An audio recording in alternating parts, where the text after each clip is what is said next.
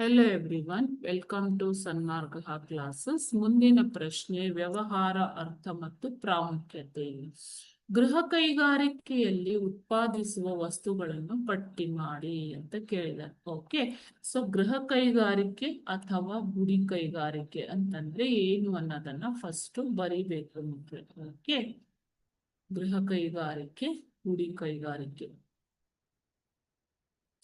ಇದು ಕುಶಲಕರ್ಮಿಗಳು ತಮ್ಮ ಮನೆಯಲ್ಲಿ ನಡೆಸುವಂತಹ ವ್ಯಾಪಾರ. ಓಕೆ, ಇಲ್ಲಿ ವಸ್ತು ನಡೆಸುವ ವ್ಯಾಪಾರ. ಓಕೆನಾ? ಸೊ ಇಲ್ಲಿ ತಮ್ಮ ಕುಟುಂಬದ ಸದಸ್ಯರು ಮತ್ತು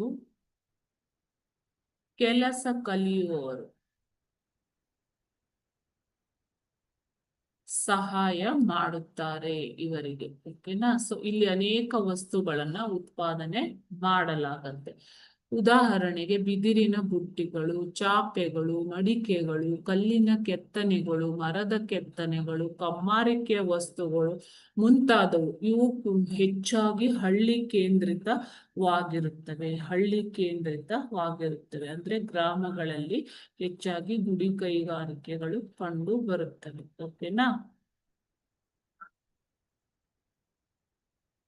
ಇವು ಹೆಚ್ಚಾಗಿ ಸ್ಥಳೀಯ ಮಾರುಕಟ್ಟೆಗೆ ವಸ್ತುಗಳನ್ನ ಉತ್ಪಾದನೆ ಮಾಡ್ತಾರೆ ಮಕ್ಕಳು. Okay, thank you.